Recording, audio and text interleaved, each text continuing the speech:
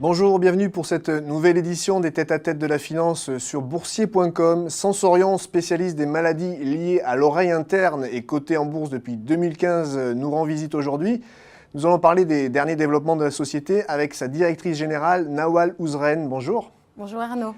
Alors les maladies liées à l'oreille interne, elles ne sont pas forcément très connues du grand public. Lesquelles cherchez-vous à combattre et à traiter ?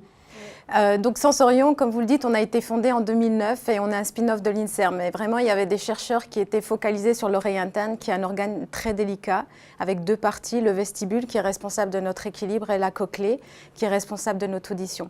Donc aujourd'hui, on développe des thérapies pour traiter les maladies, soit liées à des vertiges, mais des vertiges très sévères, soit des désordres liés à l'audition. Et vous les traitez avec deux candidats médicaments, dont l'un, le plus avancé, est en phase 2. Est-ce que vous pouvez nous donner des éléments sur le timing et l'évolution des différentes phases de ces candidats médicaments ? Oui, alors notre premier candidat médicament qui s'appelle le 111, il est développé actuellement pour l'expression la plus sévère des maladies vestibulaires. C'est vraiment terrible comme maladie. Du jour au lendemain, en fait, une personne a un problème au niveau de d'un de ses vestibules et cette personne est prise de vertiges extrêmement importants, de gros symptômes de nausées et de vomissements et cette personne ne peut même pas de se tenir debout. C'est pas quelque chose où on se dit on peut aller se coucher pendant 2 heures et ça va passer. Ces personnes-là finissent aux urgences. Elles sont prises en charge immédiatement parce qu'elles ont des symptômes qui sont très similaires à l'AVC ou à la tumeur du cerveau. Une fois que les médecins ont supprimé ces hypothèses-là, ils savent que c'est un problème lié au vestibule. Et en fait, la pratique médicale en Europe, c'est qu'on hospitalise ces patients. Donc le candidat médicament le plus avancé, le 111, oui. phase 2B, oui. Qu'est-ce que vous avez déjà démontré et qu'est-ce qu'il vous reste à faire précisément ? Les résultats de la phase 1 qu'on a fait, c'était une phase 1 très importante puisqu'on l'a effectuée chez plus de 100 volontaires sains et on a pu démontrer que le médicament avait une activité parce que on a fait un test calorique où on engendre un vertige transient et la moitié des volontaires sains ont pris notre médicament puis l'autre moitié ont pris le placebo.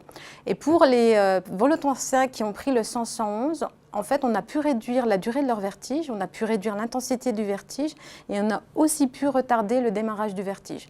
On ne dit pas que c'est de l'efficacité, mais en tout cas, ça nous dit que le produit est actif et atteint l'oreille.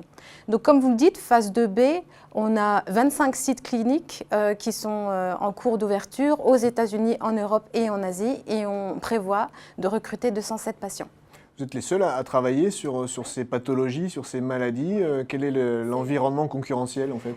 Alors, au niveau des vestibules, on est tout seul, donc c'est vraiment une identité assez unique pour Sensorion. Au niveau des problèmes d'audition, alors là, par contre, le paysage est un petit peu plus, on va dire, occupé. Il y a d'autres sociétés qui essayent de développer des médicaments. Malheureusement, en fait, l'année 2017 n'a pas été une année joyeuse pour ces biotech-là. Il y a Autonomie qui a échoué en phase 3 pour la maladie de Meunière. Il y a Auris Medical qui a échoué aussi dans la surdité brusque aiguë. Donc aujourd'hui, on est peut-être finalement les pionniers avec notre phase 2B la plus avancée. On a un deuxième candidat médicament, le SENS 401. Celui-ci va être développé pour des désordres liés à l'audition. On a 2 indications pour lesquelles on est intéressé. La surdité brusque aiguë, pour laquelle on a reçu la désignation du médicament orphelin en Europe, ce qui va nous donner une exclusivité de marché pendant 10 ans. Et l'autotoxicité liée à la cisplatine chez les enfants. Et là aussi, on a reçu une désignation du médicament orphelin aux États-Unis qui nous donne une exclusivité de marché pour 7 ans. Voilà, et des études à financer, comme pour toutes les biotech, le nerf de la guerre pour Sensorion, ça va être les capacités de financement, la trésorerie aujourd'hui. Est-ce que vous pouvez nous faire un état des lieux ? Vous aviez un peu plus de 9 millions d'euros de trésorerie à fin juin dernier, c'est ça ? Oui, c'est ça.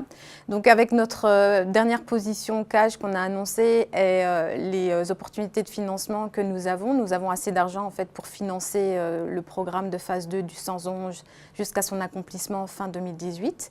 Et on peut démarrer les phases 2 du SENS 401 dans la surdité brusque aiguë et dans la cisplatine.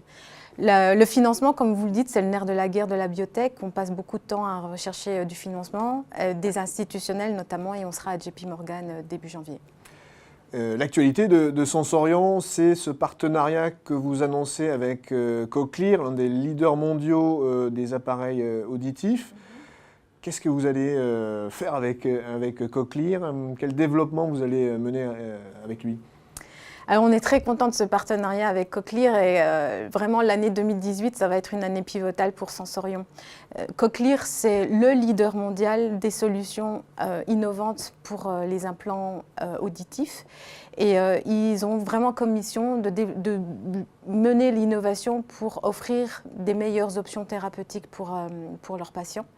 Et ce qu'on va étudier ensemble, c'est l'association du Sens 401 avec leurs implants cochléaires pour voir si on peut améliorer la performance des implants cochléaires. Donc il y a des études précliniques qui sont designées, on est très contents. Voilà, et puis ce partenariat prend aussi une forme capitalistique puisque Cochlear va investir au capital de Sensorion. Oui, donc un des résultats des discussions et des due diligence, c'est que Cochlear a décidé de rentrer au capital de Sensorion et apporte un financement de 1,6 million d'euros. Voilà, autant de développement comme les études cliniques en cours qu'on suivra de près. Nawal Ouzren, merci. Merci Arnaud. On se retrouve très bientôt sur boursier.com pour une nouvelle édition des Tête à Tête de la finance. Merci.